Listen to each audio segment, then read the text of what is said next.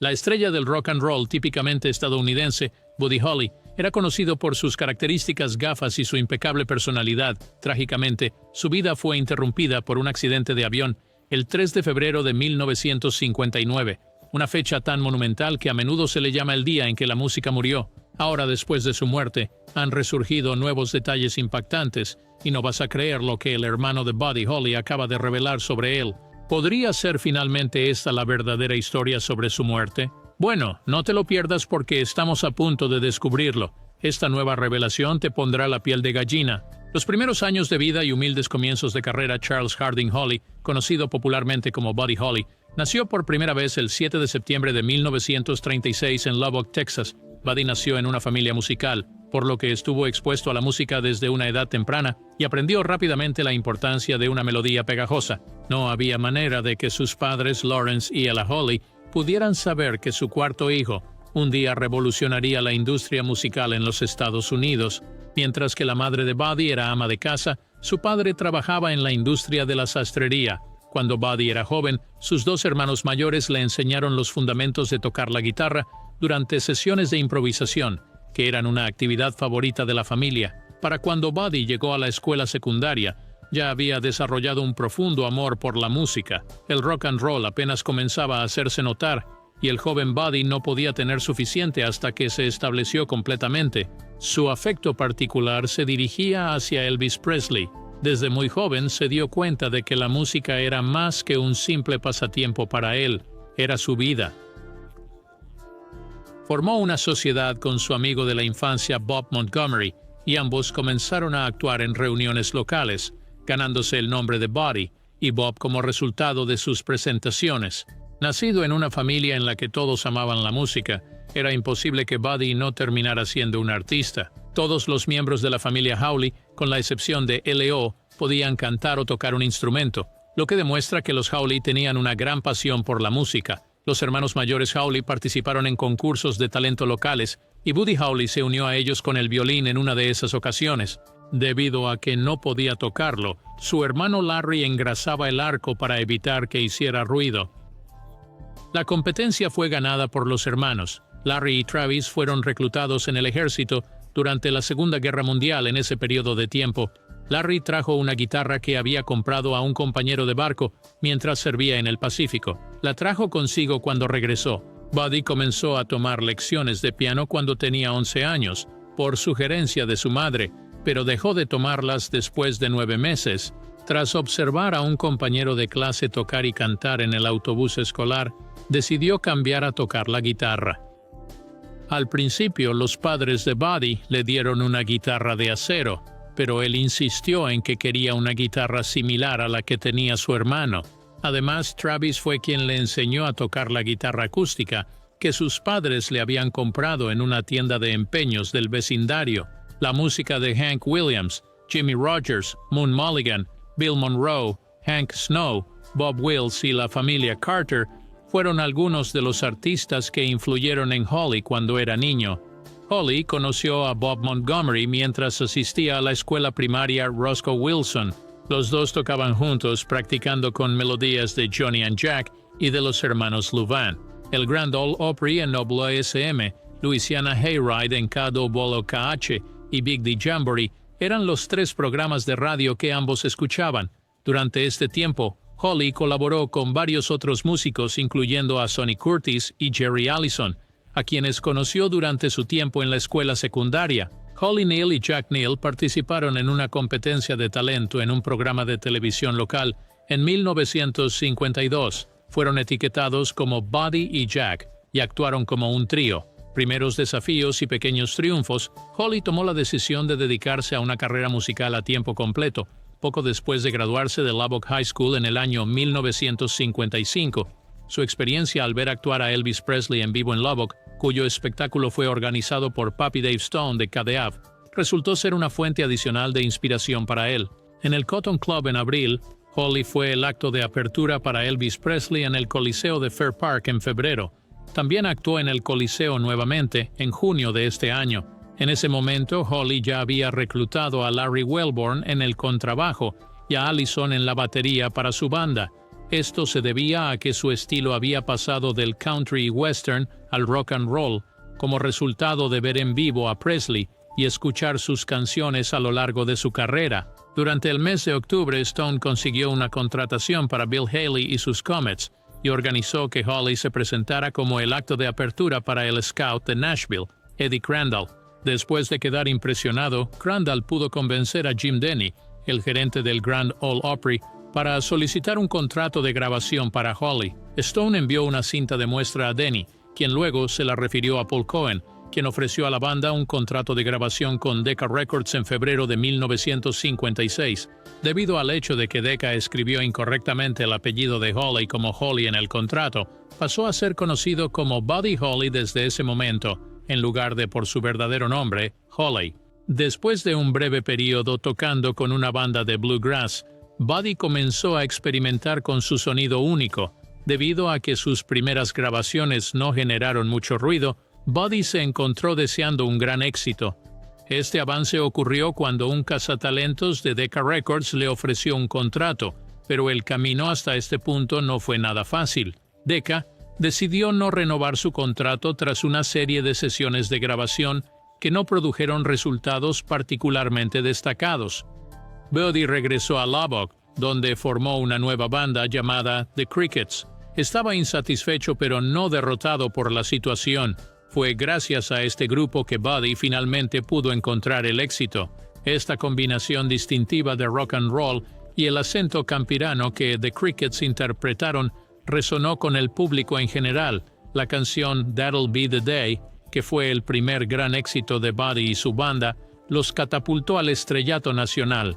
Una de las frases de la película de John Wayne, The Searchers, sirvió de inspiración para la canción, y no pasó mucho tiempo antes de que se convirtiera en la canción más popular del mundo. Tan pronto como That'll Be the Day se hizo popular, no hubo vuelta atrás. Después de eso hubo más éxitos, como Oh Boy y Peggy Sue. A través de sus apariciones en grandes programas de televisión nacionales, como The Ed Sullivan Show y American Bandstand, la banda pudo consolidar su posición como una figura prominente en la escena del rock and roll.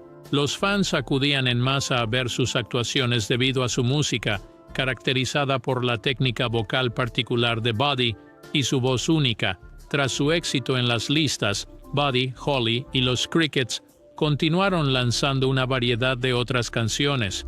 Crearon obras que perdurarán para siempre. Cuando la cultura juvenil comenzó a emerger, canciones como Rave On y Maybe Baby se convirtieron en himnos para la cultura. Su música era única porque incorporaba elementos de rock, rhythm and blues y country de una manera que nunca se había escuchado antes. Sin embargo, lo que realmente distinguía a Buddy de los demás era su talento como compositor. Buddy, a diferencia de muchos de sus predecesores, tomó la iniciativa de escribir la mayoría de sus propias canciones, dejando así un legado de sencillos únicos que perdurarían durante décadas. Las relaciones románticas de Buddy. El 15 de agosto de 1958, Holly contrajo matrimonio con María Elena Santiago, quien trabajaba como recepcionista en un estudio discográfico de Nueva York. La ceremonia tuvo lugar en la Iglesia Bautista Tabernáculo, situada en su ciudad natal de Lubbock, Texas. Durante el año 1959, Santiago estaba esperando su primer hijo, pero sufrió un aborto espontáneo, que ocurrió justo después de que Holly falleciera. Solo habían pasado 6 meses desde que se casaron.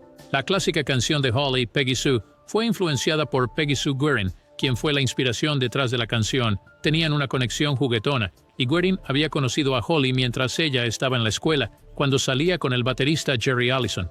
Holly y Guerin tenían una relación coqueta. Se casaron el 22 de julio de 1958. Guerin y Allison, dos parejas casadas, fueron de luna de miel juntas a Acapulco, que se encuentra en México. El matrimonio de Holly con Santiago fue criticado por ser distante y hostil, y se especuló que la pareja estaba al borde del divorcio.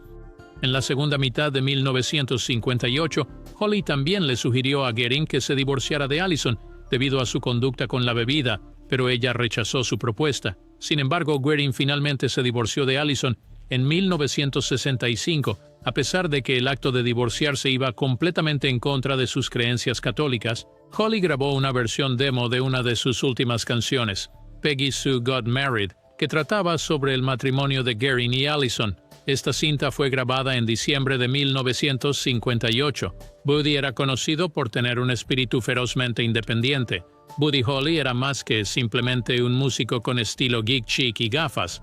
Su personalidad complicada escondía su feroz independencia. Pocos son conscientes del lado desafiante de Buddy, pero la mayoría de los fans lo recuerdan por su apariencia pulcra. Buddy tomó control de su música en una época en que los músicos generalmente tenían poca voz sobre ella. Para defender su título artístico no temía luchar. Incluso después de romper relaciones con Decca Records, debido a disputas artísticas, siguió siendo un músico excelente.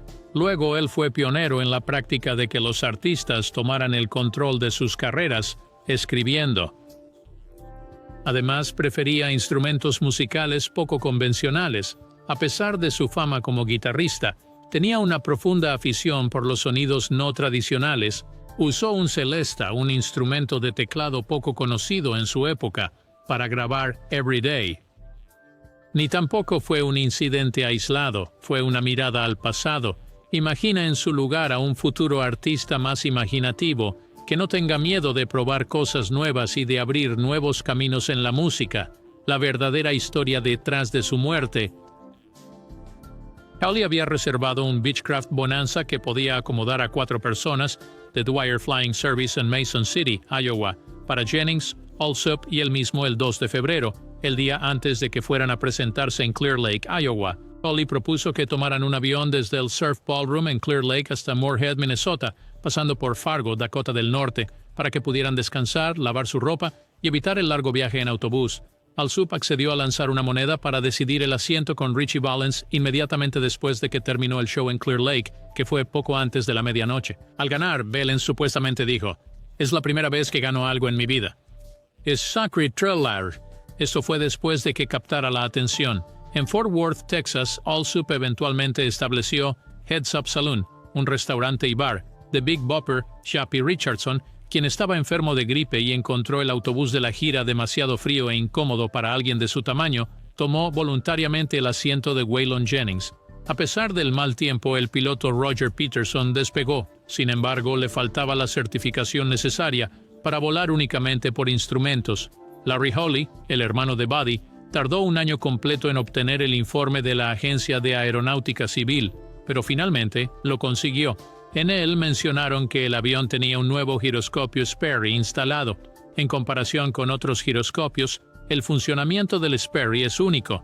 En uno, el fondo cambia mientras el avión permanece quieto. En el otro, ocurre lo contrario. El avión se mueve mientras el fondo permanece estático.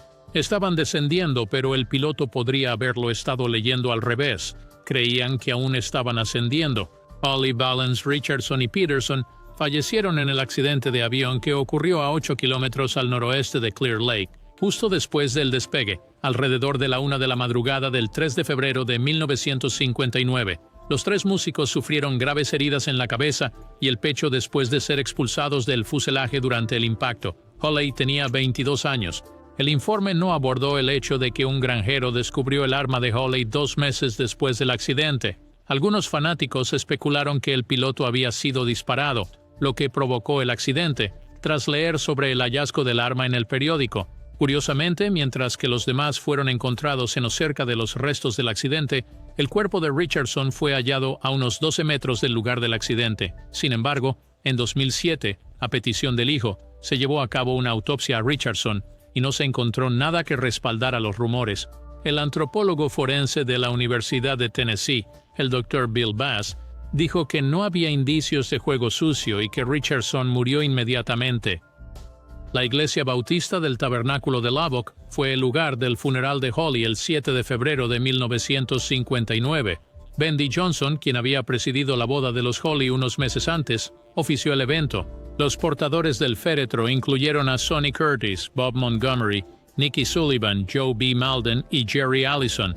Aunque Phil Everly, la mitad del dúo The Everly Brothers, negó ser portador del féretro en el entierro, sí asistió. Desafortunadamente, Waylon Jennings tuvo que cancelar su asistencia debido a su compromiso con la gira Winter Dance Party, que todavía estaba en curso. El cementerio de la ciudad de Lubbock, ubicado en la sección este de la ciudad, fue el lugar de enterramiento de Holly. Una ortografía precisa de su apellido, Holly, y una representación de su guitarra Fender Stratocaster adornan la lápida de Holly. Tan pronto como Santiago escuchó la noticia de la muerte de Holly, encendió el televisor. Su aborto espontáneo ocurrió al día siguiente. En Lubbock, Texas, la madre de Holly escuchó la noticia y cayó en una crisis de histeria. En los meses posteriores al desastre, algunos funcionarios del gobierno instituyeron una política para retener los nombres de las víctimas hasta que sus familias fueran notificadas, en respuesta al aborto espontáneo de Elena. Ni el funeral ni el cementerio han sido visitados por Santiago. La saga de las icónicas gafas de Buddy Holly. Ahora vamos a adentrarnos en algo realmente intrigante, que es la historia de las misteriosas gafas de Buddy Holly. Sus gafas desaparecieron después de su fallecimiento, como si se hubieran perdido en los anales de los registros históricos. Sorprendentemente, fueron encontrados en una caja de almacenamiento judicial más de 20 años después de haber sido perdidos. Por otro lado, descubrirlas fue solo el comienzo de otro problema. Se desató una batalla legal entre María, la viuda de Buddy, y los padres de Buddy sobre quién debía ser legítimamente el propietario de estas icónicas gafas.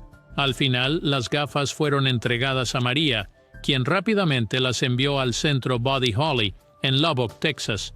Allí, actualmente se exhiben como un homenaje al legado perdurable que dejó. En la vida familiar de Buddy, hubo un complicado tapiz de altibajos que experimentó. Su grupo de hermanos tuvo una relación tumultuosa, impulsada por la competencia profesional y problemas emocionales que nunca se resolvieron completamente. Cuando era más joven, Buddy era un estudiante talentoso, pero también era un poco travieso. Frecuentemente hacía bromas que molestaban a sus maestros, pero llenaban de alegría a sus compañeros. Muchas personas no son conscientes de esta realidad. No había motivo de alarma respecto a la fascinación de Buddy por el misticismo. Era bien sabido que poseía una colección de libros que trataban sobre fenómenos sobrenaturales. En un momento dado, buscó el consejo de una adivina sobre su vida profesional. La adivina le dio una advertencia amenazante sobre el futuro. La terrible predicción parece haber sido escalofriantemente profética en retrospectiva, pero en ese momento él la ignoró. El legado de Buddy en la música perdura.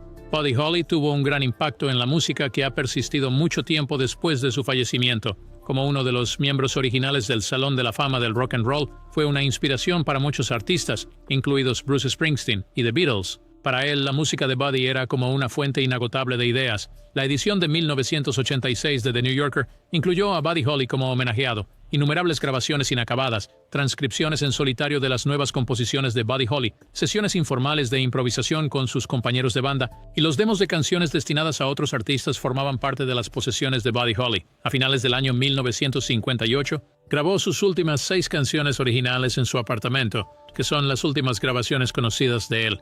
En junio de 1959, Choral Records intentó recrear el sonido de The Crickets, superponiendo 2 de sus canciones con coros proporcionados por The Ray Charles Singers y otros músicos de estudio. Su compañía discográfica pudo lanzar nuevos álbumes y sencillos de Holly a lo largo de la siguiente década, debido a la alta demanda de su música y a su prolífica carrera de grabación. Norman Petty supervisó la producción de la mayoría de estas reediciones, que incorporan masters de estudio previamente no disponibles, tomas alternativas, cintas de audición e incluso voces de baja fidelidad de grabaciones amateur que datan de 1954. Como el álbum Giant de 1969 fue el último nuevo de Buddy Holly, fue elegido para la canción Love is Strange. ¿Qué fue lo que más te sorprendió de la historia de Buddy Holly? Déjanos saber en la sección de comentarios abajo. Asegúrate de darle like al video y activar las notificaciones para ser el primero en saber cuándo está disponible el próximo video.